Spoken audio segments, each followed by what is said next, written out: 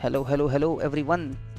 Welcome to this video, and this is going to be a podcast that you'll be watching. इसमें I am interviewing someone named Vivek Vishnoi who is working for ServiceNow.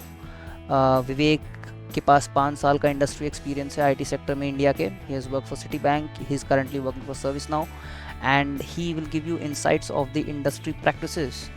He will give you insight of what kind of pay that you can expect in the software industry if you're working for big tech companies.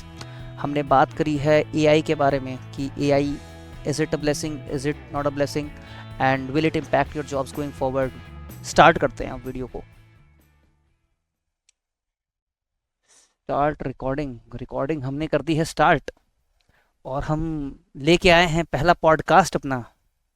तो दर्शकों, हमारे साथ है विवेक विश्नोई, और हम इन्हें पकड़ के इसलिए ले आए हैं क्योंकि ये बहुत ज़्यादा पैसे कमाते हैं. और ये तो सबको जानना है कि पैसे ज़्यादा कैसे कमाए जाते हैं. तो विवेक एक एमएनसी में काम करते हैं जिसका नाम है सर्विस नाउ, और क्या काम करते हैं, कैसे काम करते हैं, वो वही बताएंगे. विवेक, बताइए क्या करते हैं आप, कौन हैं आप? तो जैसा कि तुमने बताया कि मैं सर्विस नाउ में काम करता हूँ. So currently I am working as a senior software engineer at ServiceNow. और क्या काम करते हैं is a little complicated to answer. ServiceNow का क्या है कि सर्विस नाउ एक प्लेटफॉर्म बेस्ड कंपनी है. So basically ServiceNow platform as a service provide करती है. तो उसमें आपके डिफरेंट एप्लीकेशंस भी होते हैं. So either you can sell applications और in general you can sell platform. And then companies other companies who are buying the ServiceNow platform, they can build their own product as well. अगर मतलब आप IT field में हो तो आपने most probably ServiceNow का नाम सुना होगा ITSM प्रोडक्ट से, जो कि ITSM is like ticketing tool. Ticketing tool, जहाँ पर आप अपना, कुछ लोग प्रॉब्लम्स बोलते हैं, पीआरबीज बोलते हैं, कुछ लोग उसको इंसिडेंट्स बोलते हैं, तो वो सब रेस करते हैं. तो वो एक स्टार्टिंग एप्लीकेशन थी सर्विस नाउ की. बट सर्विस नाउ, और अभी ये एक इमेज भी बन चुकी है सर्विस नाउ की कि सर्विस नाउ जब भी बोलते हैं सब आईटीएम बोलते हैं. बट सर्विस नाउ काफ़ी बड़ा प्लेटफॉर्म है, बहुत सारी एप्लीकेशंस उसमें हैं, और मतलब काफ़ी यू कैन से काफ़ी रिच प्लेटफॉर्म है. मतलब सो हम उसमें एक एप्लीकेशन, अभी एक नया वर्टिकल हमारा स्टार्ट हुआ है, सेल्स ऑर्डर मैनेजमेंट. तो उसके अंदर डिफरेंट एप्लीकेशंस हैं और हम उन एप्लीकेशंस पर भी वर्क कर रहे हैं. तो विवेक, दिस इज़ कौन सी नंबर की जॉब है ये आपकी? मतलब कितनी कितने कंपनियों में काम कर चुके हो अभी तक?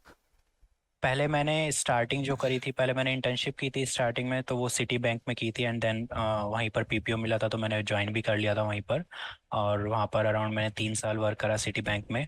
वहाँ पर डिफरेंट टीम्स में हमने काम किया था. बट उसके बाद फिर थोड़े टाइम के लिए ईपीएम ज्वाइन किया था. And then afterward service now.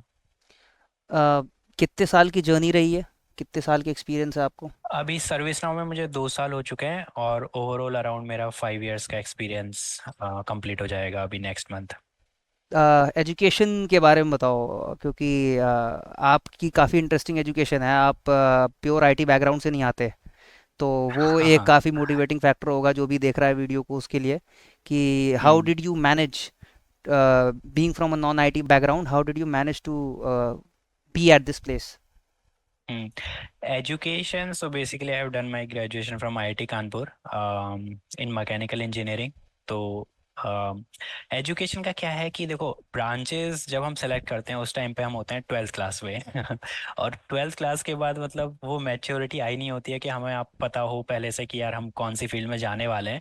एक रफ आइडिया होता है, तो वो रफ आइडिया मैंने भी प्रेजेंट किया था कि यार मेरे को जाना है सीएस साइड में, इंटरेस्ट था कंप्यूटर्स वगैरह में, प्रोग्रामिंग में. सो मतलब मैंने अपनी 10th क्लास में आई थिंक एक बेसिक एक लैंग्वेज होती थी, basic, I mean the name of the hmm. Language is itself basic. Hmm. उसमें मैंने एक प्रोग्राम लिखा था टेबल प्रिंट करने का, 7 की टेबल प्रिंट करने का, मुझे अच्छे से याद है अभी भी. तो वो मेरे को काफ़ी इंटरेस्टिंग लगा था कि कैसे हम उसमें इंस्ट्रक्शंस प्रोवाइड कर रहे हैं और फिर वो ऑटोमेटिकली पूरा टेबल प्रिंट कर रहा है. तो वहाँ से थोड़ा सा एक इंटरेस्ट था, तो मुझे लगा था कि यार ये फील्ड में मतलब मेरे को इंटरेस्ट है, शायद मैं जा सकता हूँ. कॉलेज में जाने के बाद फर्स्ट ईयर जो होता है वो कंबाइंड होता है, मतलब अपने इंजीनियरिंग कॉलेजेस में सारे कोर्सेज होते हैं. तो वहाँ पर फॉर्चुनेटली वापस से प्रोग्रामिंग का कोर्स आया, और वो मतलब इकलौता वो कोर्स था कॉलेज में जिसकी मैंने अराउंड 75% से ज़्यादा क्लासेस अटेंड की हैं। अदरवाइज कोई कोर्स ऐसा नहीं है जिसमें मैंने 70% या 30% भी क्लासेस किसी की अटेंड करी हो। तो वो मतलब क्लियर डिस्टिंक्शन था कि यार इंटरेस्ट तो इधर ही है। बट ब्रांच चेंज करना पॉसिबल नहीं था मेरे लिए, क्योंकि उसके लिए आपको सीपीआई चाहिए थी दोनों सेमेस्टर में 10 आउट ऑफ 10। सो वो तो मेरी नहीं थी इतनी, तो मेरी ब्रांच चेंज नहीं हो पाई थी। बट फिर मैंने इलेक्टिव्स लिए थे सीएस कोर्सेज के। सो मैंने डाटा स्ट्रक्चर एल्गोरिथम्स करा था, एनएलपी किया था, और फिर उसी के थ्रू इंटर्नशिप भी मैंने फिर सीएस उसमें की थी सिटी बैंक में।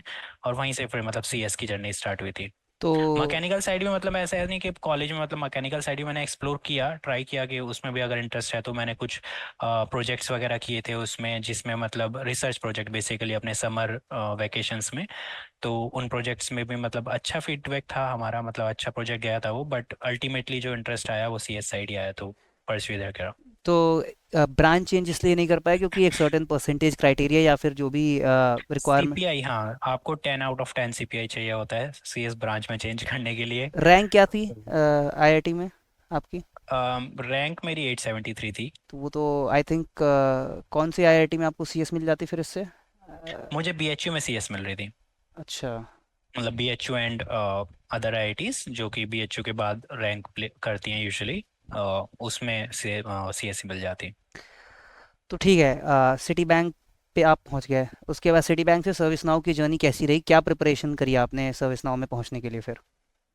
हाँ, सिटी बैंक एक्चुअली जो हमारी प्रोफाइल, सिटी बैंक में एक्चुअली मैंने जैसे कि बताया कि मैंने मल्टीपल टीम्स में काम किया है। तो सिटी बैंक का जो प्रोग्राम रहता है वो ऐसा रहता है, जब आप एज अ फ्रेशर ज्वाइन करते हो, सो मैंडेटरीली आपको 1 साल के बाद टीम चेंज करनी होती है। देन आप सेकंड टीम में ज्वाइन करते हो। फिर आपको 2 साल कंप्लीट होने के बाद आपके पास चॉइस होती है कि you can choose between your first और सेकंड टीम, और उन दोनों में से कोई भी टीम ज्वाइन कर सकते हो आप। तो इससे आपको थोड़ा सा एक्सपोजर ज़्यादा मिल जाता है, आप डिफरेंट डोमेन्स में काम करते पाते हो। जैसे कि मैंने फर्स्ट जो अपना काम किया था वो इक्विटीज़ डोमेन्स में किया था, जो कि इक्विटीज़ वगैरह सेलिंग और बाइंग करते हैं, तो उनके लिए जो सिटी बैंक का प्लेटफॉर्म है उस पर हम वर्क कर रहे थे। सेकंड जो था वो मेरा केवाईसी था, city KYC, so know your customer जो बैंक्स का होता है, तो उसी में हमारा सिटी केवाईसी का एक प्लेटफॉर्म था, उस पर काम किया था। देन हमारे पास ऑप्शन था कि इसमें से कौन सी टीम सेलेक्ट करनी है, और उसके बेसिस फिर हम टीम सेलेक्ट करते हैं। तो जो मेरी प्रोफाइल रही है सच, टेक स्टैक जो रहा वो डिफरेंट। अब इन 2 टीम्स में वर्क किया, उसके अलावा भी हम फ्रेशर्स होते हैं, तो मतलब मेरे को फॉर्चुनेटली मतलब मेरे मैनेजर्स काफ़ी अच्छे मिले मुझे सिटी बैंक में, तो मेरे को काफ़ी डिफरेंट अपॉर्चुनिटी मिली अलग अलग प्रोजेक्ट्स पे काम करने की। मैंने बहुत सारे पीओसीज पे वर्क करा सिटी में, जिसकी वजह से मैंने ऑलमोस्ट मतलब टेक स्टैक मेरा पूरा फुल स्टैक हो गया था रेदर देन जस्ट बैकएंड। तो मैंने जावा पे भी वर्क किया, जावा में पूरा Spring framework and all those, and then JavaScript, Node JS, Angular, इन सब पे भी वर्क किया, and then Python. So like all 3 kind of मेरे एक्सप्लोर हो चुके थे।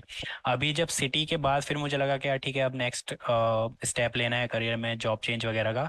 तो फिर उस टाइम पे ऑप्शन था कि अब कौन सा स्टैक रखें। जैसे पाइथन में एमएल साइड भी मतलब मैं जा सकता था, क्योंकि मेरा पाइथन काफ़ी स्ट्रांग था, और एमएल पे भी हमने एक प्रोजेक्ट डिलीवर किया हुआ था सिटी में ही। तो अब वहाँ पर ऑप्शन था कि एमएल साइड ज्वाइन करना है, या फिर जावा टेक स्टैक में ही जाना है, या फिर नोड जेएस और front end tech stack side जाना है। बट देन कुछ सीनियर्स वगैरह से भी मैंने उस टाइम पे गाइडेंस ली, तो उन्होंने यही बोला कि लैंग्वेज स्पेसिफिक होने का कोई पॉइंट नहीं है। तुम अपने कोर स्किल स्पेस और जो मतलब तुम्हारे कॉन्सेप्ट्स हैं उनको स्ट्रांग रखो, और लैंग्वेज जो भी तुम्हें ऑप्शन मिल रहा है उधर आप जा सकते हो। तो वो मेरे को मतलब कुछ पॉइंट मतलब वैलिड लगा उनका। और फिर मतलब जो कोर कॉन्सेप्ट जब हम बोलते हैं तो उसमें हमारे आउट ऑफ द बॉक्स जो ओओबी कॉन्सेप्ट्स होते हैं, और उसके अलावा जो हमारे डिज़ाइनिंग प्रिंसिपल्स होते हैं, तो उन सब पे फोकस रख के कोई भी एक प्रोग्रामिंग लैंग्वेज आप पकड़ के और बेसिक अपनी प्रिपरेशन कर सकते हैं। तो वही मैंने किया था। मैंने उस टाइम पे फिर पाइथन, क्योंकि इजी पड़ता है कोड करने में, तो फिर मैंने पाइथन को ही चूज़ करके प्रोग्रामिंग वगैरह की।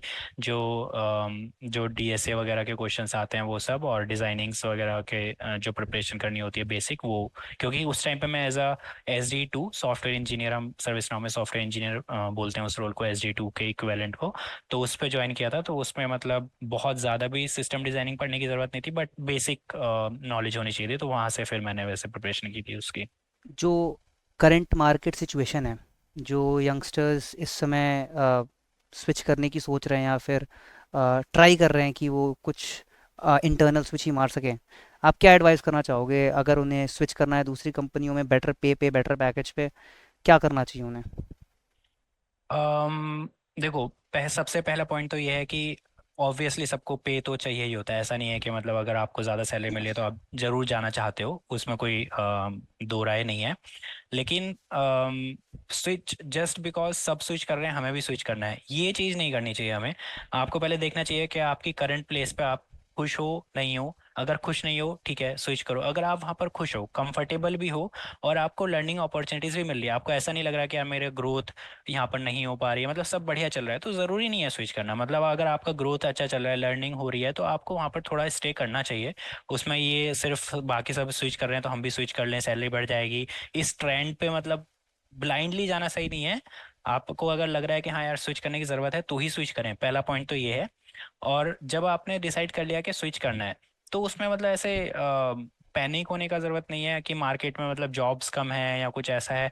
जॉब्स हमारे हाथ में है नहीं, मार्केट हम क्रिएट कर नहीं रहे हैं। तो जो हमारे हाथ में है हमें उस पर फोकस करना चाहिए। अपना आराम से प्रिपरेशन पे फोकस करो। जॉब लगेगी नहीं लगेगी कोई दिक्कत नहीं है, आपके पास ऑलरेडी जॉब तो है ही, जिनके पास है। तो उस केस में तो मेरे को लगता नहीं है कि पैनिक करने की ज़रूरत है। अब कुछ केसेस ऐसे हो रहे हैं कि जब जैसे मतलब हम काफ़ी न्यूज़ सुन रहे हैं कि मतलब फायरिंग चल रही है, तो उस टाइम पे मतलब नेचुरल है कि थोड़ा तो प्रेशर आता है, क्योंकि आप काम कर रहे हो अचानक से। मतलब अगर आपका जॉब का लिमिट, आपको टाइम मिल जाता है कि यार आपके पास 3 महीने हैं बस, उसमें नई जॉब ढूंढनी है, तो ऑब्वियसली प्रेशर आएगा। बट उसमें भी यही है कि बेटर यही होगा कि आप आराम से थोड़ा काम रह के प्रिपरेशन करो। अभी 1 महीने में नहीं लगी, 2 में नहीं लगी, थोड़े टाइम में तो लगेगी। मतलब ऐसा नहीं है कि बिल्कुल नहीं लगेगी। जॉब्स काफ़ी हैं, अपॉर्चुनिटीज़ काफ़ी हैं, उसमें मिलेगी। और अगर आपको ऐसा लग रहा है कि यार नहीं कोई जॉब लग पा रही है, देन स्टार्टअप्स ट्राई करो। स्टार्टअप्स यूजुअली आपके वर्क प्रोफाइल पे आपको हायर करते हैं। उसमें आपको ये नहीं देखते कि आपको पिछली कंपनी में आप कहाँ काम कर रहे थे, या फिर आपको निकाला था, या फिर क्या हुआ था, उससे कोई फ़र्क नहीं पड़ता है उनको। उनको बस ये है कि अगर आपके पास स्किल्स हैं तो वो आपको मतलब प्रेफर करते हैं। तो आप स्टार्टअप ज्वाइन कर सकते हैं फॉर द टाइम बिंग। अगर आपको मतलब स्टार्टअप में काम करने में अच्छा लग रहा है तो फिर आप ऑब्वियसली स्टार्टअप परस्यू कर सकते हैं उधर ही। अदरवाइज आपको अगर ऐसा है कि वापस से किसी बड़ी कंपनी में आना है, तो थोड़ा टाइम स्पेंड करके आप आ सकते हो बड़ी कंपनी में। तो कुल मिला के पॉइंट यही है कि ज़्यादा पैनिक नहीं करना है, बस प्रिपरेशन पे फोकस करो। स्टार्ट करो डीएसए वगैरह से, जो आपकी कोडिंग होती है, क्योंकि आप कोडिंग की प्रैक्टिस थोड़ा जितनी अच्छी होगी, क्योंकि स्टार्टिंग देखो कोई भी कंपनी हो, राउंड स्टार्टिंग राउंड्स कोडिंग के ही होते हैं। तो SD2 SD3 लेवल तक तो एटलीस्ट हमें कोडिंग पे फोकस रखना चाहिए थोड़ा। जितनी आपकी प्रैक्टिस होगी उतना अच्छा होगा। और कई बार ऐसा भी होता है कि लोग बोलते हैं कि यार कोडिंग मतलब डिफिकल्ट क्वेश्चंस नहीं हो पा रहे हैं, या फिर कुछ क्वेश्चंस ऐसे आते हैं हमसे तो हो ही नहीं पाते हैं। काफ़ी लोग ऐसे भी मिलते हैं। तो उसमें मतलब ये सिंपली ऐसे मैथ्स का है। अगर आपको पाइथागोरस थ्योरम नहीं पता है पहले से कि वो क्या होती है, तो आप उसके क्वेश्चन सॉल्व नहीं कर सकते। एक बार आपको किसी ने बता दिया कि पाइथागोरस थ्योरम ये होती है, फिर उसके क्वेश्चंस आपके लिए क्या होगा, आप बोलोगे ये क्या है, ये तो बच्चों वाले क्वेश्चंस हैं। Same goes for programming questions as well. अगर आपने सिमिलर काइंड ऑफ क्वेश्चंस पहले सॉल्व कर रखे हैं, तो वो जो क्वेश्चंस आएंगे वो आपके स्ट्राइक करेगा माइंड में कि हाँ ये मैंने कुछ ऐसा कर रखा है, तो वो आपको सॉल्यूशन स्ट्राइक कर जाएगा। और अगर आपने प्रैक्टिस नहीं की होगी और आपके वो क्वेश्चंस जो आ रहे हैं वो आप फर्स्ट टाइम देख रहे हो, तो वो बहुत डिफिकल्ट है with in 40 minutes of time frame वो सॉल्व करना। तो इसमें ऐसा नहीं होता कि आप एकदम बहुत शार्प माइंडेड हो तो ही आप क्वेश्चन सॉल्व कर पा रहे हो। आप अपने हार्डवर्क से भी वो चीज़ अचीव कर सकते हो। मतलब ऑब्वियसली अगर मतलब कुछ लोग हैं जो जिनको फर्स्ट टाइम बहुत जल्दी स्ट्राइक करता है, मैं ये नहीं बोल रहा कि स्मार्ट पीपल नहीं है या कुछ ऐसा, बट ऐसा नहीं है कि मतलब सिर्फ वही लोग कर सकते हैं जल्दी क्वेश्चंस या कुछ ऐसा। आप हार्डवर्क करो, आप इजीली सॉल्व कर सकते हो questions with in the time frame.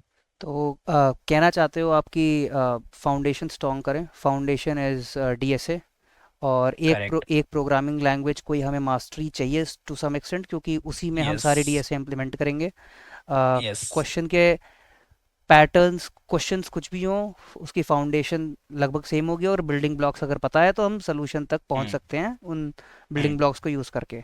तो डीएसए की हाँ। इम्पोर्टेंस सबसे ज़्यादा है। एक जो, मान लो अब लोग IC1 है, IC1 या फिर से SD1 है, SD1 से SD2 SD3 लोग ग्रो करते हैं, तो उसमें क्या फ़र्क आता है, उसके इंटरव्यूज़ में क्या चेंजेस आते हैं? हम्म।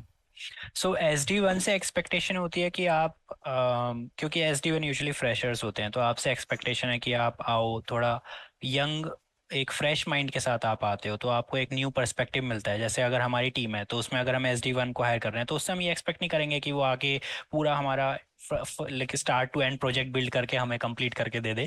ये एक्सपेक्टेशन नहीं होती है उससे। हमारी एक्सपेक्टेशन होती है कि वो आए, हमारे प्रोजेक्ट को समझे, उसमें अगर उसको कुछ लग रहा है कि यार ये प्रोजेक्ट में ये इंप्रूवमेंट्स हो सकते हैं, मतलब कुछ एक नया आइडिया, नया पर्सपेक्टिव, क्योंकि हम उस पर काम कर रहे हैं काफी टाइम से, हमारा एक माइंडसेट क्रिएट हो चुका है उस प्रोजेक्ट को लेके, बट हम वो फ्रेश माइंड से नहीं सोच पाते हैं उसमें। तो SD1 से ये एक्सपेक्टेशन होती है कि आप आओ, नया पर्सपेक्टिव प्रोवाइड करो, उससे हमें आइडिया लगेगा। वो हो सकता है फिजिबिलिटी वगैरह, वो काम हमारा है चेक करना कि वो फिजिबल होगा या नहीं होगा, बट एटलीस्ट नए आइडियाज आएंगे। फिर उसमें आपसे मतलब डिजाइनिंग्स वगैरह का इतना कोई एक्सपेक्टेशन नहीं होता है, आपसे डिलीवरीज का होता है कि आपको कुछ एक जो काम दिया गया है आप वो आराम से डिलीवर कर पाओ। तो वहां पर आपका बस DSA I think more than sufficient होता है। आपको DSA आता है, SD1 के लिए काफ़ी है। SD2 के लिए काफ़ी कंपनीज डिजाइनिंग नहीं पूछती हैं, बट काफ़ी पूछती भी हैं। तो उसके लिए बट मैं मेरा रिकमेंडेशन यही रहता है कि अगर आप SD2 लेवल तक जा चुके हैं तो आपको डिजाइनिंग लिटिल बिट तो आनी चाहिए, आपको पता होना चाहिए एटलीस्ट टर्मिनोलॉजीज क्या है, कैसे सिस्टम वर्क करते हैं, ये सब पता हो। तो वो सब SD2 के लिए काइंड ऑफ मिक्स हो जाता है कि आपकी प्रोग्रामिंग और जो DS है वो स्ट्रांग होना चाहिए, प्लस आपको डिजाइनिंग भी आनी चाहिए। SD3 पे जब आप आ जाते हो तो वहाँ से आपकी एक्सपेक्टेशन थोड़ी डिफरेंट हो जाती है। वहाँ से आपकी एक्सपेक्टेशन रहती है कि आपके पास जो प्रोजेक्ट्स आ रहे हैं आप उसको अच्छे से डिज़ाइन कर पाओ, आप उसकी प्रॉब्लम्स को समझ पाओ, आप उसके कॉर्नर केसेस को पकड़ पाओ, पूरा एक उसकी पूरी डिजाइनिंग अगर आपको हो पाएगी तो फिर आप उसको ब्रेक डाउन कर पाओगे इनटू स्मॉलर पार्ट्स, और फिर उसको फर्दर स्टोरीज वगैरह क्रिएट करके आप उसको डिलीवर कर पाओगे। तो वो जो कंप्लीट सॉल्यूशन जो क्रिएट करना होता है उसके लिए डिजाइनिंग का आना फिर इम्पोर्टेंट हो जाता है। तो I think SD3 and above के लिए तो मस्ट है डिजाइनिंग। तो ये फ्रॉम मतलब from in general a structure है। फ्रॉम अ स्विचिंग पर्सपेक्टिव, कि अगर कोई 1 से 2 स्विच कर रहा है या 2 से 3 स्विच कर हम्म। रहा है, तो I think, correct me if I am wrong, कि SD1 की पोजीशन में इट्स मोर अबाउट DSA। अगर लो लेवल हाई लेवल डिज़ाइनिंग ना नहीं आती है तो भी काम चल जाएगा आपका। अगर हम्म। प्रोडक्ट बेस्ड कंपनियों की बात हम कर रहे हैं, क्योंकि देर आर कंपनीज जो कि जिनको टेक स्टैक स्पेसिफिक हायरिंग करती हैं वो, तो करेक्ट। यहाँ पे हम प्रोडक्ट बेस की बात कर रहे हैं जो कि लैंग्वेज न्यूट्रल होती हैं, टेक स्टैक न्यूट्रल होती हैं to some extent. DSA is more important for SD1। DSA plus low level high level design to some extent for SD2, and hmm. for SD3 it's low level high level design plus along with architectural understanding of how to implement big projects and break them down and distribute them to the team and get the work done, इस तरह का कुछ। Yes, expectation ये रहेगी interview में, लेकिन आपका वही है कि डिजाइनिंग एंड DSA ही पूछने अच्छा, वाले हैं। डिजाइनिंग सो एंड DSA पूछते हैं उसमें। Low level is kind of more relevant eight SD3। SD2 पे इतना आई थिंक नहीं पूछते हैं low level designing, high level designing is sufficient. ठीक है। अभी हमने बात करी SD1 की, अभी हमने बात करी SD2 की। किस में क्या चाहिए हमने बात करी उसकी। पर ये AI नाम की चीज़ अभी आई है मार्केट में, जो कि तबाही मचा रही है थोड़ी। तो क्या लगता है, क्या पोटेंशियल है उसका? क्या हमारी जॉब जाने वाली है या बचेगी? कितने साल तक के लिए है? उसको यूज़ कर सकते हैं अपने प्लस के लिए, या फिर बस तैयारी कर लें निकलने की यहाँ से? क्या लगता है आपको? देखो, AI काफी इंटरेस्टिंग जोन है। AI का भी ऐसा है कि जो इंट्रोडक्शन आया है, मतलब ये जो बूम आया है AI में, वो अभी काफ़ी ज़्यादा है। स्पेशली अभी हम काफ़ी CEOs के स्टेटमेंट सुन रहे हैं कि AI जो है वो जॉब ले जाएगी, इतने ज़्यादा जॉब्स पे डाउन हो जाएंगे, या इतनी सारी जॉब लॉस्ट हो जाएंगी AI पे। बट आई डोंट, और या फिर ये कि AI will completely replace the programmers और ये सब। बट अगर आप जेन्युइनली SD2 पे अगर आप हो लेट से, और आप बिग प्रोजेक्ट्स में इन्वॉल्व रहे हो, तो आई थिंक इतना तो आपको आइडिया होगा कि जो हम काम करते हैं वो जस्ट ये नहीं है कि कोड लिखा और हो गया। इतना सिर्फ नहीं होता है। और जो AI का भी क्या है, आप उसको एक कमांड दे रहे हो, या फिर जैसे जेन AI की अगर हम बात करें, जनरेटिव AI की, हम्म। तो उसमें हम आप एक प्रॉम्प्ट देते हैं and it will give you the code, whatever code we wanted to have. Same thing हम पहले गूगल से भी, कोड का भी ऐसा नहीं है कि हमने सब एकदम याद कर रखा है कुछ ऐसे, हम कई बार गूगल से कॉपी करते हैं कोड। तो अगर हमने कुछ किया है, कुछ लेट से हमें कुछ बिल्ड करना है, कई बार तो काफ़ी लैंग्वेजेस के फोर लूप भी हम कॉपी कर लेते हैं क्योंकि हम सिंटैक्स भूल गए होते हैं। लेट से हम्म। आप कंटिन्यूसली जावा स्क्रिप्ट में काम हम्म। करते हो, जावा में आपने काम ही नहीं किया है, तो आपको सिंटैक्स पता ही नहीं है, और अभी आपको कुछ जावा में कुछ कोड करना है तो आप उसका सिंटैक्स कॉपी करेंगे। आपको पूरा लैंग्वेज उस टाइम पे वापस से पढ़ने की जरूरत नहीं पड़ेगी क्योंकि आपको लैंग्वेज के कॉन्सेप्ट्स पता है। तो आप फिर उसका बेसिक एक बार सिंटेक्स देख लिया तो आपको समझ में आ जाता है, तो इतना कोई डिफरेंस नहीं रहता। तो वो पार्ट जो प्रोग्रामर का होता है मुझे लगता है वो काफी लिमिटेड है, मतलब सिर्फ प्रोग्रामर का रोल वहीं तक नहीं है कि बस हमें कोड लिख दिया और हो गया, मतलब सिर्फ कोडिंग करना ही एक काम नहीं होता डेवलपर का। उसके अलावा भी काफ़ी कॉन्सेप्ट्स होते हैं, जैसे कि जावा में अगर आपने माइक्रो सर्विसेज का आर्किटेक्चर बिल्ड किया है तो उसमें आप काफ़ी कॉन्फ़िग करते हो, आप बिल्ड्स करते हो, बिल्ड क्रिएट करते हो, पूरा जेनकिंस का कंटिन्यूस पाइपलाइंस वगैरह भी क्रिएट करते हो। तो एक क्युमुलेटिव एफर्ट होता है वो। और एआई अभी इतनी जल्दी तो उसको रिप्लेस नहीं कर अभी जैसे सकता, मतलब डेविन भी मुझे नहीं लगता कि पिछले अगले 10-15 साल तक भी कुछ ऐसा होने वाला है कि जिससे एकदम मास पता, चेंज आई आने वाला है, कुछ नहीं, बहुत ज़्यादा जॉब लॉस्ट दस होने पंद्रह वाली साल है। में तो आई थिंक कुछ ना कुछ हो सकता है, क्योंकि जिस रेट से बढ़ रही चीज़ें, आई एम नॉट श्योर, मुझे लगता है 4-5 साल में भी कुछ नहीं, पर चार सी पाँच साल चार के बाद पांच हो साल सकता है। तुम पहले भी अगर 4-5 साल अभी से पहले की भी बात करोगे तो उस टाइम पे भी मतलब ऐसा नहीं था कि उस टाइम पे भी ये न्यूज़ थी, एआई चल रहा था। बट चार पिछले अगर ठीक है, मतलब आप हम चैट जीपीटी अभी आया तो उसकी वजह से बहुत ज़्यादा मतलब क्रेज हो गया कि भाई चैट हाँ। जीपीटी आ गया है, सारे आंसर्स देने लग गया है, हम्म। ये सब है ना। बट अगर इसका तुम कंपैरिजन करो 4-5 साल से पहले और अभी जो चैट जीपीटी आया है उसमें, मतलब जॉब लॉस्ट की वाली जो बात आती है वो ऐसा क्या ही है, सिर्फ एक जनरेटिव एआई वाला कॉन्सेप्ट आया जॉब है। लॉस इट्स जस्ट हुई है इट्स टेक, जस्ट दैट कि वो जो जो जो लो परफॉर्मिंग, जो मंडेन टास्क वाले जॉब्स थी, आई थिंक वो काफ़ी उसमें इम्पैक्ट आया तो है, जैसे कॉपी राइटिंग वगैरह अब सी हो जाता है। ऑटोमेशन, जब ऑटोमेशन आएगा तो थोड़ा बहुत उसका इम्पैक्ट, वो वाला इम्पैक्ट तो रहेगा, मैं वो नहीं बोल रहा हूँ मतलब। बट ये प्रोग्रामर्स की जो बात आती है, अब जैसे कि आप ये सोच लो कि कोई मैकेनिकल फैक्ट्री है, वहां पर आपने मशीन लगा दी तो वहां पर तो जॉब लॉस्ट होगा। ये वैसा हो गया कि जैसे अब जनरेटिव एआई में भी जो प्रॉम्प्ट्स के आपके आंसर जनरेशन हो रहे हैं, तो कंटेंट राइटर्स को, मुझे नहीं पता मतलब उस फील्ड में अगर कुछ ऐसा इम्पैक्ट आया नहीं आया, बट मुझे मतलब हम्म। हो सकता है कि कंटेंट राइटर्स के रिक्वायरमेंट आपको थोड़ी कम हो गई हो क्योंकि आप उसकी हेल्प ले सकते हो। बट प्रोग्रामिंग में तो एटलीस्ट अभी नहीं इतना कोई इम्पैक्ट मुझे दिखा है एज सच कि एआई की वजह से जॉब लॉस्ट हुई आई हो, थिंक थोड़ी सी ये हाइप भी अभी तक। क्रिएट करते हैं, क्योंकि अभी हाइप जैसे डेफिनेटली क्रिएट हुई है। हम्म। जितने भी सीईओज हैं जो कि बोल रहे हैं कि जॉब लॉस्ट होंगी, आप उनका बैकग्राउंड चेक करो, आप उनकी कंपनी चेक करो कि वो क्या कर रहे हैं, मोस्टली वो ना कहीं चिप्स या कुछ ना कुछ क्रिएट कर रहे होंगे जिससे उनकी कंपनी को फायदा होगा। जितना एआई बूम होगा उतना उनकी कंपनी को फायदा होगा, इसीलिए ऐसे स्टेटमेंट्स आ रहे हैं।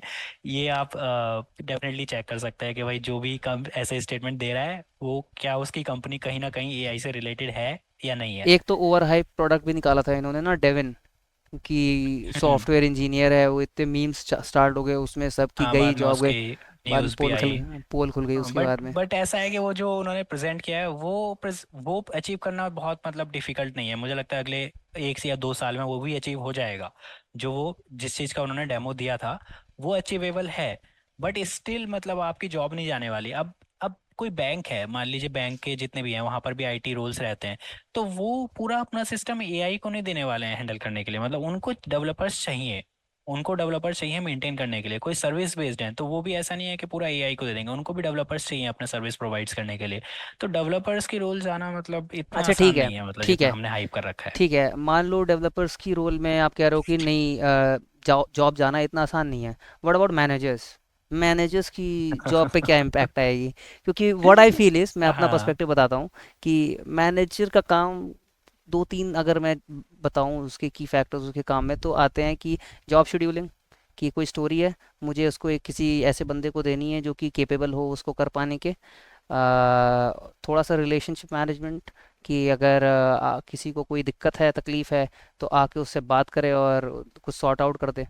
तो क्या हम इन दोनों चीज़ों को अलग नहीं कर सकते? क्योंकि क्या हमें अगर 10 मैनेजर्स की ज़रूरत पड़ रही थी अभी एक कंपनी में मान लो, तो क्या हम उस रिलेशनशिप मैनेजर वाला पार्ट एक अलग कर दें और जॉब शेड्यूलिंग का पार्ट अलग कर दें? इंडिविजुअल्स के केपीआई होते ही हैं, कि कौन कितना परफॉर्म कर रहा है, कितना कितना डिलीवर किया है, एक मॉडल बना दें जो कि उसके बेसिस पे स्टोरीज को असाइन करता रहे इंडिविजुअल्स को।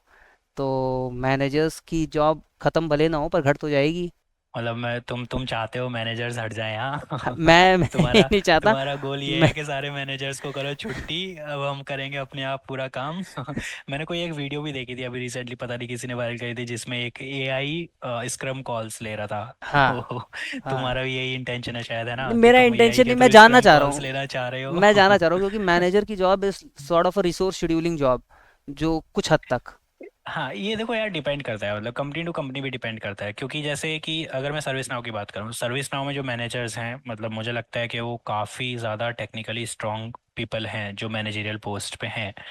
तो उसमें मुझे तो नहीं लगता कि एआई उनका जॉब कर सकता है। ठीक है। बिकॉज उनका काम, वो लोग क्या करते हैं, वो लोग डिस्कस करते हैं, मतलब आपस में जो भी, अगर सपोज कुछ न्यू रिक्वायरमेंट आई है तो उस न्यू रिक्वायरमेंट के बेसिस पे पहले तो उनको डिस्कस करना पड़ता है कि उसकी फिजिबिलिटी चेक करनी पड़ती है, रिसोर्स आपके पास कितने अवेलेबल हैं, और उसके अलावा फिर टेक्निकल साइड, मतलब उसके इम्प्लीकेशंस क्या क्या होंगे, कितने टाइम फ्रेम में हम उसको डिलीवर करेंगे, कितने हमारे डेवलपर्स लगेंगे।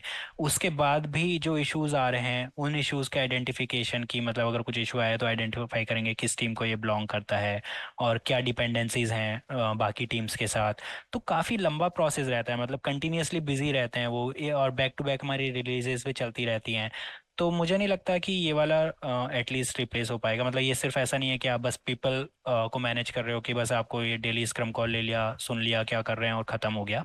ऐसा नहीं है यहाँ पर, तो एटलीस्ट यहाँ पर ऐसा लेट्स नहीं से है, मतलब काफ़ी। लेट्स से ये टेक फील्ड के लिए नहीं अप्लाई करता, हम्म। पर क्या ये किसी कंस्ट्रक्शन कंपनी के लिए अप्लाई कर सकता है जो कि हैंडल कर रही है वर्कर्स को, और उनको हर वर्कर के पोटेंशियल पता है कि ये क्या कर सकता है, क्या अच्छी तरीके से कर सकता है, वहाँ पे रिसोर्स हम्म। शेड्यूलिंग के काम आ सकती है ये चीज़।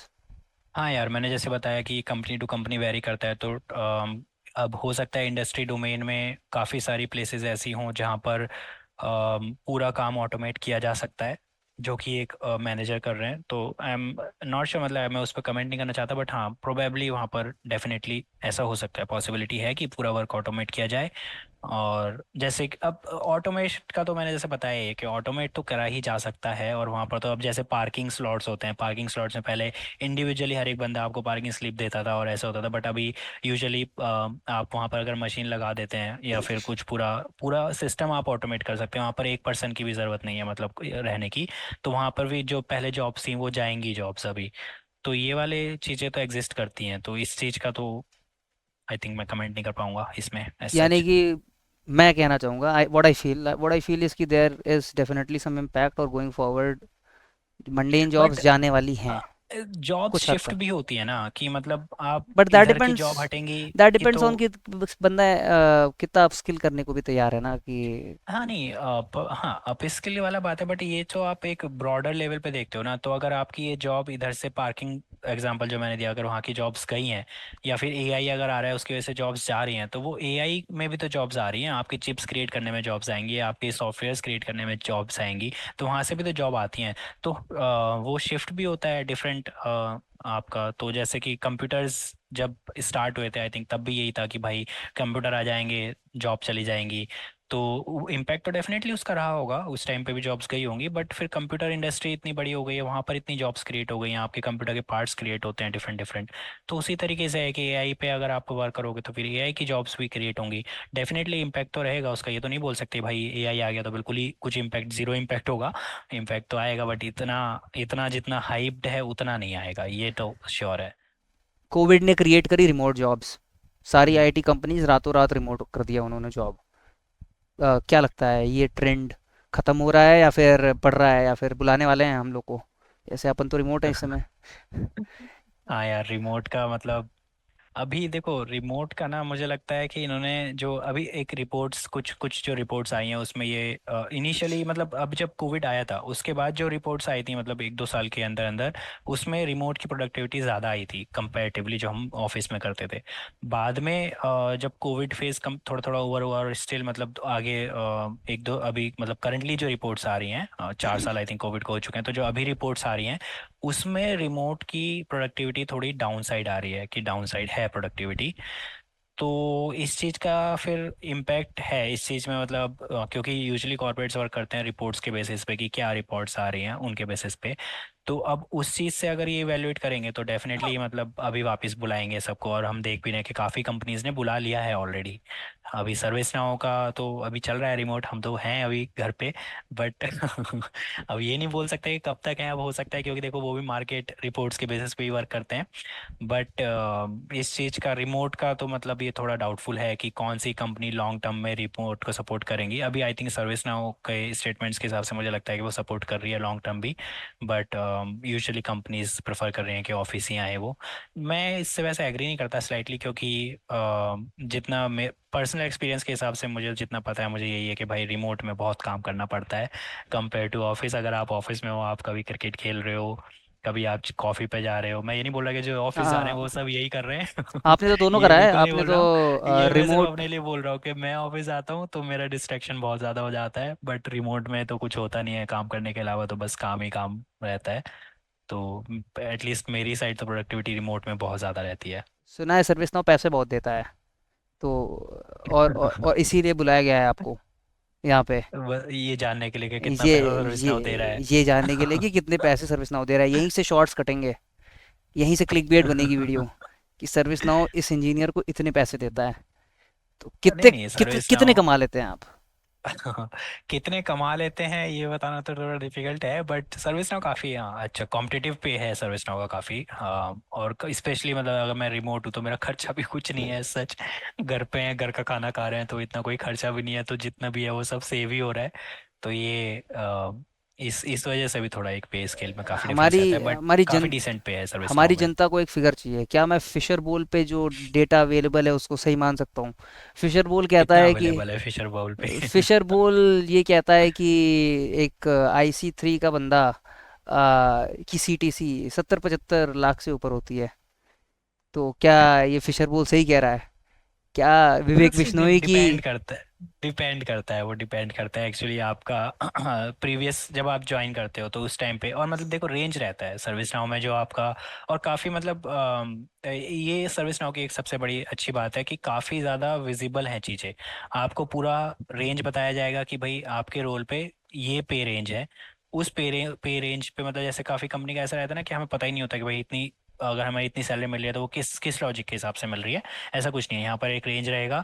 आप उस रेंज में स्टार्टिंग में जब ज्वाइन करोगे तो कहीं पर उस रेंज में प्लेस करे जाओगे, और then now based on your performance, based on your ratings, आप उस रेंज में ऊपर की तरफ शिफ्ट करते हो। अगर आपकी सैलरी ऐसा है कि आप एकदम हाई उस रेंज पे हो, तो आपका थोड़ा कम जो इंक्रीमेंट है वो थोड़ा कम होगा, और अगर आप उस रेंज में लो साइड पे हो तो आपका इंक्रीमेंट जो होगा वो ज़्यादा होगा। बट हाँ मतलब उस रेंज में ये वाली फिगर आ जाती है जो तुमने बताई। तो यानी कि थोड़ा उस रेंज में है ये फिगर 70 to 75 लाख CTC, और CTC और सिटी से LPA में थोड़ा सा एक डिफरेंस रहता है। डिफरेंस रहता है। CTC वो होती है कॉस्ट टू कंपनी, वो कोई ज़रूरी नहीं है 1 साल का एक्सपेंस हो। तो जनरली वो 3 से 4 साल के एक्सपेंस उसमें इंक्लूडेड होते हैं, वो स्टॉक्स वगैरह इंक्लूड करके होता है जो कि वेस्ट होते हैं over the period of time. पर I think I have an I have an idea of साल के कितने आते होंगे। आई गेस आपके साल के 50 तो आते ही होंगे, CTC 70 होने के बाद भी। हाँ मतलब SD3 लेवल पे 50 प्लस तो हो जाता है इजीली। बस सारे के सारे बच्चों जो देख रहे हो आप, लग जाओ सर्विस नाउ में अप्लाई करने में, पढ़ाई वढ़ाई चालू करो, इतने पैसे कमाने हैं तो। काफ़ी यंगस्टर्स हैं अभी, काफ़ी जो भी लोग अर्ली 20s में या लेट 20s में हैं, maybe they are earning more, maybe they are not earning more, but सबकी एस्पिरेशन होती है कि एक स्टेबल लाइफ हो, एक अच्छी लाइफ हो, आगे ज़्यादा पैसे आएँ, ज़्यादा चीज़ें स्मूथली चलें। उनके लिए क्या है, how are you moulding your life if you are, क्या कर रहे हो अभी, प्रायोरिटीज़ क्या हैं गोइंग फॉरवर्ड, क्या प्रायोरिटीज़ रहने वाली हैं? इसमें अगर तुम कुछ कमेंट करना चाहो, आप कमेंट करना चाहो कुछ तो। यार ये भी again person to person vary करता है कि आपका इंटरेस्ट कैसा है, आपकी जो प्लानिंग है उस आपको किस तरीके से आपको प्लान कर रहे हो। आपको 20 साल आईटी में रहना है, 30 साल आईटी में रहना है, या फिर आपको कुछ और आगे चल के कुछ और करना है। तो ये अलग अलग गोल्स के हिसाब से वैरी करेगा, बट अगर इन जनरल एक रफ आइडिया लें तो मुझे लगता है कि आपको स्टार्टिंग से ही, जैसे कि आजकल तो काफ़ी फेमस भी हो रहा है इन्वेस्टिंग वगैरह, तो आपको सेफ इन्वेस्टमेंट्स की तरफ जाना चाहिए। और मतलब सेफ इन्वेस्टमेंट मतलब ये नहीं कि एकदम प्योरली सेफ चल रहे हो, मतलब थोड़ा सा मतलब सम मिक्स्ड कंपोनेंट ऑफ अप्रोच है रिस्क। I mean. हाँ मिक्स्ड अप्रोच कि आपको मतलब जो जो कि आई थिंक काफ़ी आपको आजकल तो ऐसा है कि काफ़ी रिसोर्स मिल जाते हैं, गाइडलाइंस मिल जाती हैं, आपको पता है। आप अगर पढ़ना चाहो इस चीज़ के बारे में कि कैसे इन्वेस्टमेंट करना चाहिए, करेक्ट इन्वेस्टमेंट कैसे करना चाहिए, तो आपको इजीली यूट्यूब पे भी काफ़ी वीडियो मिल जाएंगी। तो वो एक अप्रोच फॉलो करो कि मतलब अपना कुछ पोर्शन हाई रिस्क में डाला, कुछ पोर्शन मीडियम रिस्क में, कुछ लो रिस्क में, और उसके हिसाब से इन्वेस्टमेंट कंटिन्यूस रखो। इन्वेस्टमेंट कंटिन्यूस रहेगा आपका तो एक आपकी सेविंग क्रिएट होती चली जाएंगी। और एट द एंड आपके 15 साल या 20 साल के बाद अगर सपोज आपको कुछ करना है या फिर वैसा, तो एक आपके पास अच्छा खासा कशन कुशन होगा। पैसों के wise, at least money wise you have a good cushion to fall back. तो अगर आप उस टाइम पे कुछ नया स्टार्ट करना, काफ़ी लोग पहाड़ों पे रेस्टोरेंट खोलना चाहते हैं, अच्छा खासा ड्रीम होता है, मेरा भी है इनफैक्ट। हम्म। तो उसमें भी मतलब कहाँ पे? पैसे अगर आपके पास होंगे, कहाँ पे देखते हैं यार, वो तो मेरा दिमाग में मेरा डिसाइड मेरा करेंगे, अभी टाइम है मेरा काफ़ी। एयरबीएनबी खोलने का है कि एक 1 BHK हाँ, फ्लैट। ये भी एक ऑप्शन रहता है, काफ़ी लोग एयरबीएनबी खोलने का प्रेफर करते हैं। तो वो ये है कि आप एक बार इन्वेस्टमेंट स्टार्ट कर दोगे तो आपका ये है कि अभी अभी जो खर्चे हैं वो भी चलते रहेंगे, और आपके पास एक अच्छा खासा इन्वेस्टमेंट आता रहेगा। इमरजेंसी के टाइम पे भी यूज़ में आ सकता है वो चीज़, और फिर बाद में आपका आप इसको रिटायरमेंट की तरह भी यूज़ कर सकते हो। तो early investment, compounding power, normal जो हम आजकल काफ़ी सुनते हैं, तो वो आई थिंक काफ़ी वर्केबल चीज़ें हैं वो। तो वो हमें डेफिनेटली करनी चाहिए। और देर इज फालतू नो चीज़ों में पैसा नहीं बर्बाद करना देर चाहिए, इज नो मतलब कि गेट रिच क्विक स्कीम। कहना चाह रहे रिच हो? क्विक कुछ नहीं होता, मतलब I mean see, if you wanted, आपको अगर क्विकली रिच होना है तो फिर you have to take the risk. आपको मतलब काफ़ी, अब सपोज आप स्टार्टअप, खुद का स्टार्टअप क्रिएट करना चाह रहे हैं, तो वही है, वो रिस्की है, बट वही है कि आप उतना एफर्ट पुट इन करने के लिए रेडी हैं या नहीं है। आप पूरा मतलब उसको आगे तक ले जाने के लिए, अब आप स्टार्टअप के लिए क्रेज रहेगा तो आप स्टार्ट तो कर दोगे कि ठीक है, मतलब चलो 4 दोस्त मिले, स्टार्टअप स्टार्ट कर दिया। बट फिर वो ये कि आप उसको किस लेवल तक ले जाके ख़त्म कर रहे हो, मतलब आप बीच में ही ख़त्म कर दिया या फिर एकदम लास्ट तक गए हो, एकदम फाइट कर रहे हो, और फाइनली आपको काफ़ी टाइम बाद सक्सेसफुल मिल रहा है ऐसा। अब ठीक है, कुछ कुछ लकी सिनेरियो होते होंगे जिसमें एकदम कुछ लॉटरी लग गई टाइप्स करके, बट यूजुअली तो आपको हार्ड वर्क तो करना ही पड़ेगा, पूरा पाथ तो फॉलो करना ही पड़ेगा। ये तो मैंने वैसे जो बताया इन्वेस्टमेंट वाला, ये मैंने एक जॉब प्रोफाइल के हिसाब से बताया कि अगर आप कंटिन्यूसली जॉब में हो तो। वरना अगर आप बिजनेस के साइड जा रहे हो तो यार आप अपना कुछ, ज़रूरी नहीं है कि आप एज मतलब एज सच कुछ इनोवेटिव ही स्टार्टअप, कुछ जब फैंसी हम नहीं। स्टार्टअप की बात करते बोरिंग हैं, हाँ कुछ बोरिंग फैंसी, कुछ मंडेन काम एकदम, से भी काम चल जाता है, हाँ चीज़ें सही कुछ एकदम होती हैं। ऐसा फैंसी आइडिया आ गया और उस पर स्टार्टअप कर लिया, ऐसा कोई ज़रूरी नहीं है। आप एकदम सिंपल काम भी स्टार्ट कर सकते हो, मतलब एकदम लो लेवल के जो बिजनेसेस होते हैं आप वो भी कर सकते हो। कहीं पर कोई सपोज दुकान खोल के किराए पे दे दी, या फिर एकदम छोटी छोटी चीज़ें, मतलब ये कुल मिला के गोल ये है कि आपके मल्टीपल स्ट्रीम हो जाएं मनी के, तो वो भी हेल्पफुल हो जाता है। अगर आपको सिर्फ जॉब के अलावा और इन्वेस्टमेंट के अलावा भी कुछ करना है, तो आप इन तरीकों से भी कर सकते हो, क्योंकि जॉब का भी ऐसा है कि कुछ गारंटी नहीं है ना, मतलब कि अभी है नहीं है, तो अगर आपके पास मल्टीपल स्ट्रीम्स हैं मनी के, तो आप उतने प्रेशर में नहीं आते हो फिर। तो वो सब भी ऑप्शन रहते हैं, वो तो फिर यार इंडिविजुअल टू इंडिविजुअल वेरी करता है, मतलब किसी को कुछ सही लगता है, किसी को कुछ, तो बट ऑप्शंस काफ़ी हैं मतलब जो इस चीज़ में भी। जो स्टार्टअप वाली बात करी आपने, उसमें जैसे मैंने भी पहली जॉब मेरी स्टार्टअप में थी, I was the 13th employ. तो उसमें अब उन 13 था, ओ नाइस। हाँ, कुछ ज़्यादा ही वाले काफ़ी कुछ मतलब ज़्यादा ही छोटे वाले हाँ हाँ, कुछ ज़्यादा ही छोटा छोटे था। स्टार्टअप में थे। तो वो अब तो काफ़ी बड़ी हो गई है, 100-200 लोग हो गए हैं उसमें। पर हम्म। अर्ली स्टेज स्टार्टअप था वो। और हम्म। उन्होंने अभी कुछ समय पहले अपने एम्प्लॉयज़ को ईसॉप्स दिए हैं। It's not a hmm. Publicly listed company, पर अब वही है ओके। कि अब now when it is publicly listed, तो फिर वो एम्प्लॉयज़ को कुछ एक्सपोनेंशियल गेन्स होंगे, that is what I believe. क्योंकि ओके। वो कंपनी काफ़ी अच्छी थी, मतलब in terms of revenue hmm. Generation, work culture नहीं, पर in terms of revenue generation वो कंपनी काफ़ी अच्छी थी, काफ़ी अच्छे रेवेन्यू जनरेट हो रहे थे। ईयर ऑन ईयर 30-35% से ग्रो कर रही थी। तो अब जब उसके आईपीओ अगर आएगा, तो फिर आई थिंक उसमें जो एम्प्लॉयज़ काम कर रहे हैं वो काफ़ी एक्सपोनेंशियली ग्रो करेंगे। तो वो एक अच्छा, अगर अर्ली स्टेज स्टार्टअप कोई ज्वाइन करे एंड वो आईपीओ तक कर जाए, ग्रोइंग प्रॉफिटेबल हो, वो बेट सही चल जाए, तो I think financial freedom attain करने का वो भी एक अच्छा तरीका बन जाता है। अदर देन दैट, ये वाला तरीका तो जो मल्टीपल स्ट्रीम वाला है, वो तो फिर वो तो है ही एक यार रास्ता। ईसॉप्स का क्या है, देखो आपको तो मतलब आप जब ज्वाइन करते हो उस टाइम पे आप ये तो नहीं सोचते कि यार ये हम्म। स्टार्टअप लक के है, there's a ESOPs component of रातों luck in रात it. बढ़ जाएंगे, है ना। आप उस टाइम पे ये सोचते हो कि यार ठीक है, मतलब डिसेंट कंपनी है, ज्वाइन कर लेते हैं, वैसा वाला सीन है, इतना कोई दिमाग नहीं लगाता बैठ के कि इसके ईसॉप्स आगे चल के बढ़ेंगे या कुछ ऐसा। तो वो तो फिर आपका मतलब लक के ऊपर रहता है कि आप जब हो उस कंपनी में तो वो कैसा परफॉर्म कर रही है, ईसॉप्स बढ़ रहे हैं नहीं बढ़ रहे हैं। तो उस चीज़ पे तो हम बहुत ज़्यादा कंट्रोल हमारा नहीं है एज सच। बट यही है कि जिन चीज़ों पे अपना कंट्रोल है एटलीस्ट उन पे हम अच्छे से परफॉर्म करें, तो ई सॉप्स का अगर होता है तो बहुत बढ़िया बात है। बढ़ रहे हैं तो बट फिर वो घट भी तो सकते हैं। आपका स्टार्टअप हो सकता है कि रातों रात कुछ कॉम्पिटिटर आ गया, कुछ हो गया बाई चांस, कुछ भी मतलब अननोन जो आपको नहीं पता था पहले से, और उसकी वजह से किसी एक्वायर हो गया आपका स्टार्टअप। फिर बाकी जो न्यू कंपनी है वो फिर मतलब इतना काफ़ी स्टार्टअप्स ऐसे हैं जो एक्वायर हो जाते हैं, फिर उसके बाद जो उनकी वर्कफोर्स होती है उसको हटा देते हैं वो यूजुअली, या फिर रिड्यूस कर देते हैं। तो वो सब तो चीज़ें मतलब हम लगी प्रेडिक्ट रहेंगी। नहीं कर सकते। तो उस चीज़ पे तो मतलब मैं इतना रिलाई नहीं करता। अब इस चीज में मतलब सिर्फ स्टार्टअप के लिए है। जैसे बड़ी कंपनियों में थोड़ा सा मतलब ये रहता है कि उनका फॉल करना मतलब थोड़ा अनलाइकली रहता है। लेट से सर्विस नाउ है, सर्विस नाउ एक अभी काफ़ी बड़ी कंपनी हो गई, तो इसके स्टॉक्स एकदम से फॉल कर जाएं ऐसा तो नहीं होगा। मतलब अगर कुछ ऐसा हो कि भाई अब हमें सर्विस नाउ के स्टॉक गिरने स्टार्ट हुए हैं अभी, तो भी आपके पास टाइम होगा उन स्टॉक्स को निकालने के लिए। ऐसा नहीं होगा कि भाई एकदम ही बर्बाद हो गए हैं स्टॉक्स। तो वो बड़ी कंपनी में एक चीज़ वो फायदे की रहती है, बट स्टार्टअप का कोई भरोसा नहीं है। मतलब स्टार्टअप काफ़ी फास्ट पेस पे वर्क करते हैं, तो जितनी जल्दी वो बढ़ सकते हैं उतनी जल्दी वो गिर भी सकते हैं, दोनों ही चांसेस है। बट हमें एज अ सॉफ्टवेयर डेवलपर, अगर मतलब पैसों वाइज तो ठीक है, बट अगर एज अ सॉफ्टवेयर डेवलपर आप इस चीज़ को देखोगे तो स्टार्टअप आपको जो प्रोवाइड करता है वो प्रोवाइड करता है नॉलेज। आप वहाँ पर जो काम करते हो वो आप बड़ी कंपनी में नहीं कर सकते, मतलब उतने फास्ट पेस पे। वहाँ हम्म। पर आपको बहुत जल्दी काफ़ी कुछ सीखने को मिलता है, ठीक है। मतलब ऑन द टोज रहते हो आप हर समय, आपको बहुत सो ही रैपिड पेस में काम करना पड़ता है हाँ, स्टार्टअप में। सो स्टार्टअप में काफ़ी ये रहता है कि आप एक रैपिड पेस पे वर्क कर रहे होते हो आपको, क्योंकि आप जब स्टार्टअप में तो आपको काफ़ी और चीज़ों की क्योंकि टेंशन नहीं लेनी पड़ती, एक जैसे और कि चीज़ है स्टार्टअप्स में कि सिस्टम एंड प्रोसेसेस प्लेस पे नहीं होती हैं, तो एडॉक बेसिस पे करेक्ट सारे काम हो रहे होते हैं। और बड़ी करेक्ट एमएनसीज करेक्ट। में एक ये है कि सिस्टम्स प्लेस पे होते हैं तो स्टैंडर्ड हम्म। प्रोसीजर होती है, रिलीज साइकिल्स होती हैं। हाँ, मतलब वो पूरा एक प्रोसेस फॉलो करते हैं क्योंकि वो नहीं चाहते ना, क्योंकि देखो स्टार्टअप अभी न्यू है, बट जो बड़ी कंपनीज उनके पास ऑलरेडी कस्टमर्स हैं, तो वो कुछ ऐसा नहीं चाहेंगे कुछ भी हमने रिलीज कर दिया कुछ ऐसा। स्टार्टअप्स के पास वो थोड़ा सा फ्लेक्सिबिलिटी वाला ऑप्शन रहता है। तो वो उस चीज़ को आगे चल के वो भी बड़ी कंपनी बनेंगे, उनके भी प्रोसेस स्लो होंगे, ये तो स्टैंडर्ड वो एक क्राइटेरिया हो गया। बट ठीक है, मतलब बेनिफिट ये होता है कि स्टार्टअप में काम करने का कि आपको काफ़ी जल्दी कुछ सीखने को मिलता है। तो इसलिए मतलब मैंने बोला कि स्टार्टअप अगर किसी को ज्वाइन करना है तो वो डेफिनेटली कर सकता है, वहाँ पर सीखे, और बाद में अपनी जो ड्रीम कंपनीज हैं कुछ लोगों की रहती हैं तो उनमें फिर वो बाद में भी जा सकता है। ज़रूरी नहीं है कि आप कॉलेज से ही डायरेक्ट उनके लिए एम करो।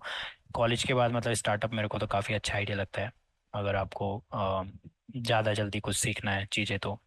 क्योंकि आप प्रैक्टिस से ही देखो, कितना भी थ्योरी पढ़ लो उतना नहीं समझ में आता जब तक आप प्रैक्टिस ना करो। प्रैक्टिस से ही एक्चुअल में आपको चीज़ें समझ में आती हैं। तो वो अगर आपको करने के लिए मिल रहा है तो एक काफ़ी अच्छी चीज़ हो जाती है वो।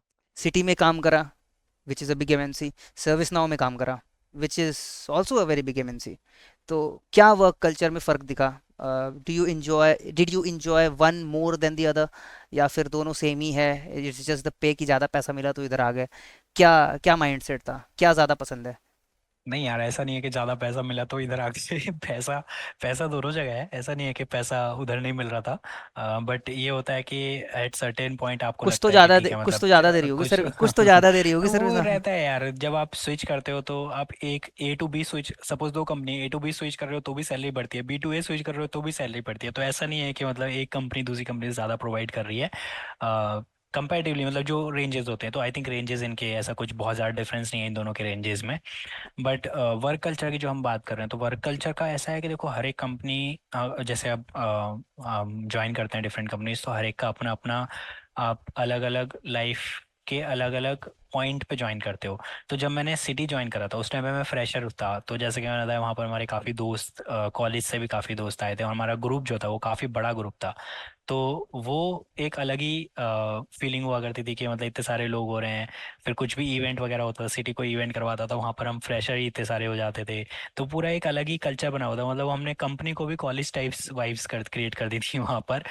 तो एक वैसा वहाँ पर एक सेंस था, तो वो काफ़ी इंटरेस्टिंग था। अभी यहाँ पर जब मैंने ज्वाइन करा तो काफ़ी मतलब तीन तीन साल के बाद मैंने ज्वाइन करा, तो काफ़ी मतलब एक आपको प्रोफेशनल मैच्योरिटी आ जाती है आपके अंदर। और यहाँ पर मतलब जब आप ज्वाइन करा तो इतना मतलब वो बहुत ज़्यादा बड़ा ग्रुप नहीं मिला, ऑल दो मतलब अपनी हमारी टीम में काफ़ी यंग लोग हैं, तो मतलब सेम एज ग्रुप के लोग मिले। बट उतना बड़ा ग्रुप नहीं है जितना उधर था। बट ओवरऑल जो एक्सपीरियंस है वो दोनों के अपने अपने पॉइंट्स हैं, तो वो एक एक्सपीरियंस किसी दूसरे रीजंस की वजह से अच्छा है तो ये वाला किसी और रीजंस की वजह से अच्छा है। बट जो वर्क प्लेस वगैरह की अगर मैं बात करूँ, अभी अगर सर्विस नाउ की मैं बात करूँ, जो क्योंकि अभी मैं उसमें करंटली काम कर रहा हूँ, तो वर्क प्लेस सर्विस नाउ को मुझे काफ़ी काफ़ी अच्छा लगा। मतलब वहाँ पर हमारे जो है मेरी फैसिलिटीज़ हैं, गोल्फ गोल्फ है वहाँ पर हमारे पास, मिनी गोल्फ खेलने के लिए, क्रिकेट ग्राउंड है हमारे पास खेलने के लिए, स्पोर्ट्स में मतलब इंडोर स्पोर्ट्स में काफ़ी सारी हैदराबाद आइटम है ऑलमोस्ट। वाले हैदराबाद ऑफिस ऑफिस की में। बात कर रहे हो आप? तो जब भी हम ऑफिस विजिट करते हैं तो मतलब मन करता है कि यार यहीं पे काम करते हैं, फिर उस टाइम पे लगता है कि रिमोट हटा के ऑफिस आना स्टार्ट कर देते हैं। तो उस लेवल पे उन्होंने ऑफिस को क्रिएट किया हुआ है, तो वो काफ़ी इंटरेस्टिंग प्लेस है। बट उसके अलावा रिमोट में भी काफ़ी मतलब मज़ा आता है, क्योंकि टीम हमारी ऐसी है कि एकदम काफ़ी अच्छा इंटरेक्शन चलता है, कुछ ऐसे पॉलिटिक्स वगैरह कुछ नहीं होती है जो यूजुअली कॉर्पोरेट्स में होती हैं या कुछ ऐसा। तो काफ़ी अच्छा वर्क एनवायरनमेंट है, तो मज़ा आता है काम करने में। पॉलिटिक्स की बात करी, किस कंपनी का नाम लेना हाँ। चाह रहे हो? क्या ये इस पॉलिटिक्स का मैं यार नहीं, ऐसा कोई कंपनी का नाम नहीं है मेरे पास। मैंने तो जैसे बताया, मैंने दो कंपनी में काम किया, दोनों ही कंपनी मेरे लिए तो बहुत अच्छी रही।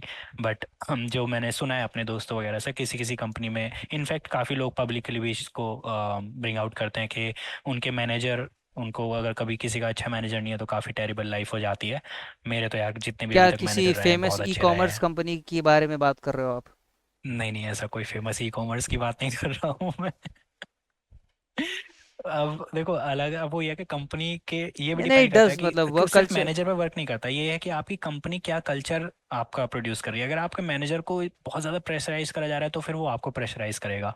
तो वो कंपनी पे भी डिपेंड करता है कि कंपनी कैसा कल्चर ब्रिंग आउट कर रही है। अब ये दोनों कंपनीज ऐसा कोई कल्चर इनका ऐसा नहीं है कि वो काफ़ी एकदम परेशान कर रही हैं मैनेजर्स को या काफ़ी प्रेशराइज कर रही हैं, तो मतलब ये मुझे लगता है मैं कि इसलिए ये कहना चाह रहा था इस समय, क्योंकि अभी रिसेंटली बहुत सारी फायरिंग हो रही है आईटी सेक्टर में। हम देख रहे हैं कि यूएस में ले ऑफ, मास ले ऑफ हो रहे हैं। सारी फैंग मैंग लगे हुए हैं अपने कॉस्ट कट करने के लिए और ऑप्टिमाइजेशन करने के लिए, लगे हुए हैं फायर करने में उधर से, और कहीं ना कहीं इंडिया में हायर कर रहे हैं उधर फायर करके।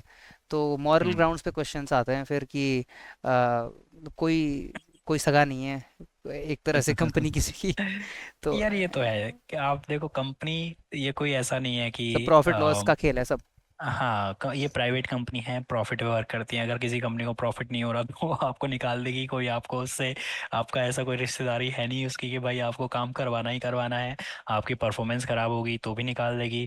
बट ओवरऑल फिर ये भी डिपेंड करता है कि देखो, निकालने को तो कोई भी निकाल सकता है, उसमें कोई वो नहीं है कि भाई एकदम 100% श्योरिटी के साथ बैठे हैं कि हमें तो निकाल ही नहीं सकते। ऐसा कुछ नहीं है, निकालने को कोई भी कंपनी निकाल सकती है, किसी भी एक्सपीरियंस लेवल पे निकाल सकती है।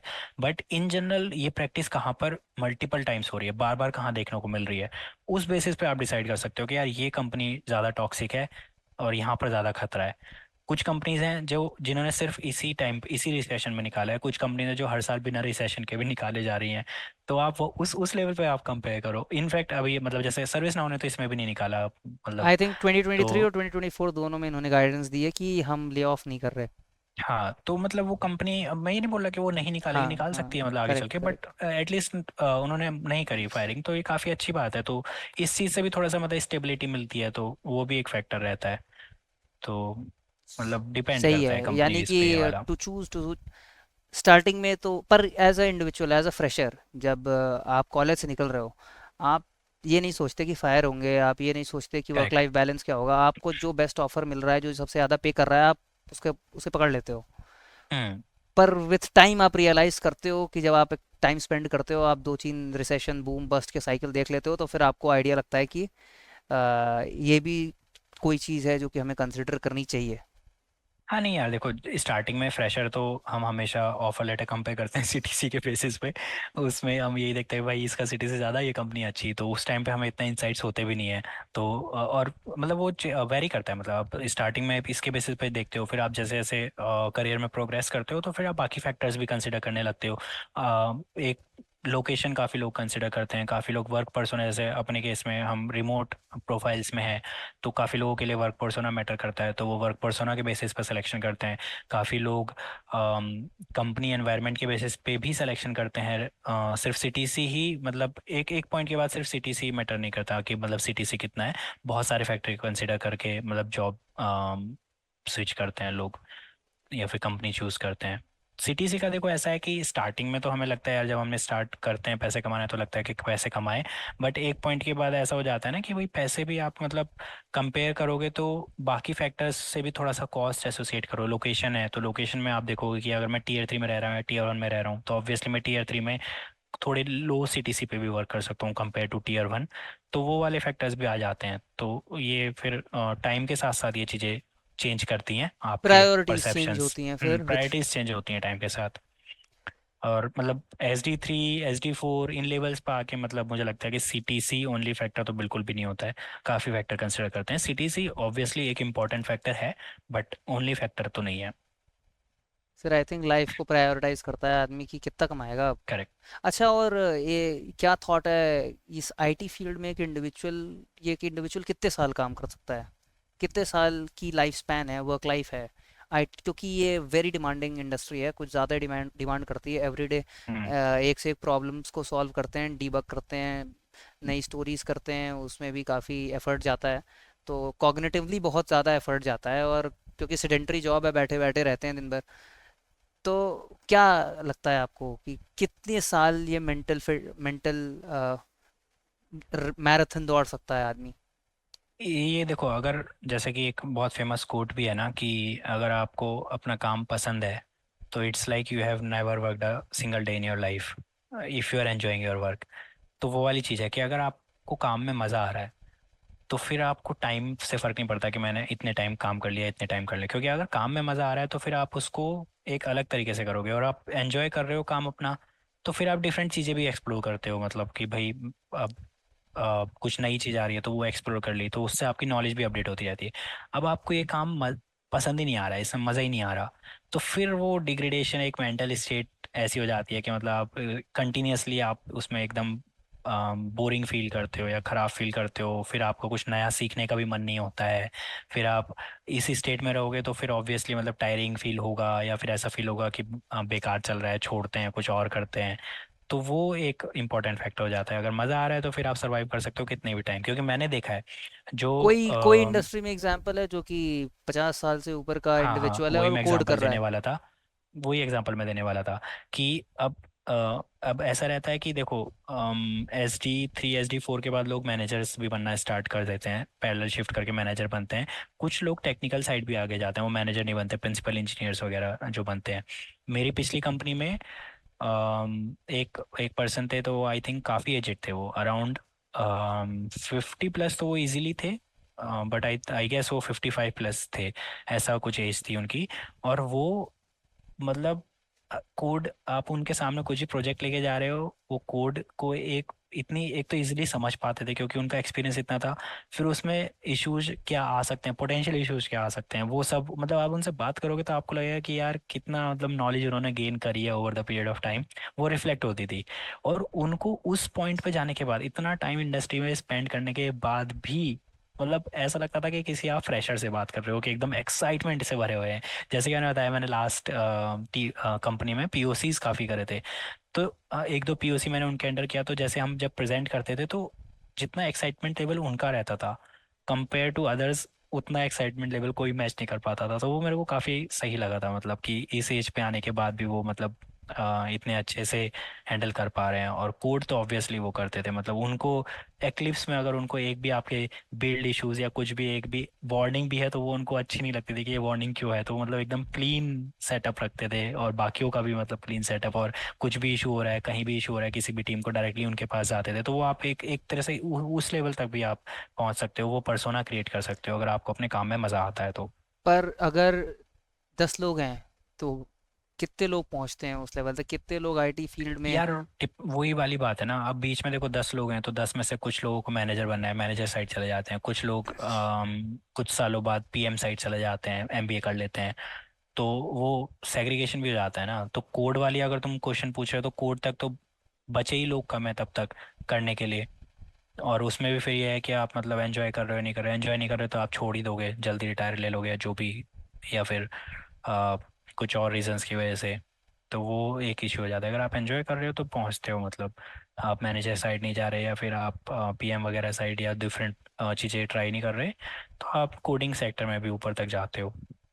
70 सीटीसी से एक 1.4 सीटीसी कब पहुंच रहे हो आप? भाई मैंने नहीं बोला है कि 70 सीटीसी है तो तुम पहले तो ये 70 सीटीसी का टैग देना बंद करो मुझे। बट स्विच क्यों फिशर करना है बोल मतलब। कहता है, ये फिशर बोल झूठ नहीं कहता। आप ही ने कहा हाँ है तो फिशर। वो मेरे लिए नहीं है ना, वो मतलब सबके लिए है, वो इन जनरल जो रेंज है वो, अब उस रेंज में जरूरी थोड़ा ना कि मैं अबव प्लस लाई कर माइनस रहा हूँ, हो थ्री, सकता है मैं प्लस बिलो माइनस लाई कर थ्री, रहा हूँ। प्लस माइनस थ्री जनता। प्लस नहीं नहीं, रेंज बड़ा होता है, इतना छोटा रेंज नहीं रहता, रेंज काफी बड़ा होता है। बट ठीक है, मतलब वो एक अच्छा ठीक सेपरेट है, चीज है डबल कि डबल का बोल रही, डबल का बोल रही सैलरी। हर स्विच पे डबल नहीं होती है सैलरी। बट मेरे को ये क्वेश्चन है शिवांश यहाँ पर, कि जब तुमने हम्म। बोला स्विच कब कर रहे हो, हम्म। स्विच का मतलब ये एक वो क्या है कि स्विच करना ही करना है, कि स्विच कब कर रहे हो, मतलब ये एक स्विच जो इन अ सेंस कि एक करियर ग्रोथ कैसे होगी नेक्स्ट एक नेक्स्ट। करियर, हाँ करियर ग्रोथ का जो एक कंसेप्शन है वो हमने स्विच से जो एकदम रिलेट कर दिया ना कि भाई स्विच ही करके ही करियर ग्रोथ है, वो अब पता नहीं, मतलब देखो कुछ हद तक वो शायद ट्रू भी है, लेकिन हर कंपनी के लिए सही नहीं है कि मतलब आप करियर ग्रोथ करना है तो आपको स्विच करना ही पड़ेगा। आप कुछ काफ़ी कंपनीज ऐसी हैं जिसमें आप विद इन द कंपनी रह के भी काफ़ी अच्छा ग्रोथ ले सकते हो, और ज़रूरी नहीं है आपको स्विच करना पड़े, मतलब व्हाट कैन वन और expect? Frequently switch. Let's say what can one expect अगर एक सर्विस नाउ में एम्प्लॉय है, he thinks he is delivering, मतलब डिपेंड करता है कई फैक्टर पे, but he thinks he is delivering. Generally TCS में, इन्फोसिस में we see that 4%, 5% is what people get, and that too जबकि उनका बेस ही बहुत लो होता है, वो 25,000 30,000 पे 4% 5% इज़ नथिंग। 20% 30% मिल जाए तब भी कुछ नहीं है, पर 4% तो वैसे भी कुछ नहीं है। तो सर्विस नाउ में क्या एक्सपेक्ट कर सकता है आदमी की, कैसी होती है ग्रोथ? सर्विस नाउ में ग्रोथ, मतलब काफ़ी स्पेसिफिक क्वेश्चन हुआ वैसे तो, ये कि सर्विस नाउ में ग्रोथ कैसी है, तो मैं इन ओवरऑल, जनरल इंडस्ट्री बता दो, प्रोडक्ट हाँ बेस्ड मैं नहीं कंपनी नहीं का मैं बता दो कम आप। जनरलाइज नहीं करूंगा मैं, सबके लिए कैसा है, बट मैं पर्सनलाइज लेवल पे, मतलब पर्सनल लेवल पे मैं बता सकता हूँ कि यार ग्रोथ मेरे मुझे काफ़ी पसंद आई है सर्विस नाउ में। अभी तक मेरे दिमाग में कुछ भी ऐसा स्विच विच का कोई थॉट नहीं आया कि यार मुझे ग्रोथ के लिए स्विच करना पड़ेगा, मुझे लग रहा है कि काफ़ी अच्छा ग्रोथ चल रहा है यहाँ पर कंपैरेटिवली, जिस जिस पॉइंट पे मैंने ज्वाइन करा था और जिस पॉइंट में मैं अभी हूँ, 2 साल हुए हैं आई थिंक, बट 2 साल में भी काफ़ी अच्छा इम्प्रूवमेंट है मेरी ओवरऑल सैलरी में भी, और इन जनरल भी, मतलब जो मेरा एक्सपेक्टेशन है मेरा काम का, जो मेरा वर्क लेवल है या जो भी है, काफ़ी सही चल रहा है मतलब इन जनरल। तो ये अगर आप किसी ऐसी कंपनी में हो जहाँ पर आपको लग रहा है कि यार ग्रोथ करने के लिए आपको स्विच करने की ज़रूरत नहीं पड़ रही, तो वहाँ पर मुझे लगता है कि ज़रूरी नहीं है कि आप मार्केट ट्रेंड फॉलो करते हुए स्विच करो, और या फिर ऐसा, ऑब्वियसली आप अपनी प्रिपरेशन अच्छी रखो, मतलब ऐसा नहीं है कि आप आउट ऑफ द टॉपिक हो जाओ काफ़ी चीज़ें, या आपको मतलब कुछ कोड करना भूल जाओ या कुछ ऐसा, ऐसा नहीं होना चाहिए। आप अगर अपना ऑब्वियसली इस जॉब में हो, इस फील्ड में हो, तो आपकी प्रैक्टिसेस वगैरह सब आपको आनी चाहिए। मैं कोड करना भूल जाऊँ एज एन इसलिए बोल रहा हूँ क्योंकि कई बार ऐसा होता है कि आप एक सर्टेन प्रोजेक्ट्स पे काम कर रहे होते हो जहाँ पर कोडिंग कम चाहिए होती है रिलेटिवली, तो आप फिर उसी में ज़्यादा ध्यान देने लग जाते हो, तो वो नहीं करना चाहिए। मतलब आप थोड़ा थोड़ा अपने स्किल्स को अपना शार्प रखो, मतलब स्किल्स मेंटेन करके रखो, बट सिर्फ ये नहीं कि मतलब स्विच करना है, ऐसा एकदम ब्लाइंडली स्विच करने के लिए नहीं जाना चाहिए। आप देखो आपकी वर्क लाइफ कैसा चल रहा है, आपकी लाइफ यहाँ पर आप हैप्पी हो या नहीं हो, और अगर नहीं ज़रूरत पड़ी तो स्विच करने की कोई ज़रूरत नहीं है। तो आई थिंक वो एक इम्पॉर्टेंट फैक्टर है। एक टाइम के बाद लोग कहते हैं कि पैस more money you make, the more money you make, उससे हैप्पीनेस नहीं बढ़ती। क्या आप उस पॉइंट पे पहुंच चुके हैं सर? कंप्लीटली एग्री करता हूँ मैं, मतलब पैसा आपको, सी अगर आपका काम ऐसा है कि आप जा रहे हो ऑफिस और रोज आपको एकदम प्रेशराइज करके रखा हुआ है, एकदम फुल ऑन, मतलब कोई अप्रिसिएशन नहीं है काम की, और बस आपको आ रहे हो, पेल के काम दिए जा रहे हैं, और लास्ट में ये भी नहीं बोल रहे कि अच्छा काम कर रहे हो या नहीं कर रहे हो, काम करवाए जा रहे हैं गाली दिए जा रहे हैं, और उसमें आपको लास्ट में बस महीने के लास्ट में बहुत मोटा अमाउंट दे दे रहे हैं। एक लाइफ वो है।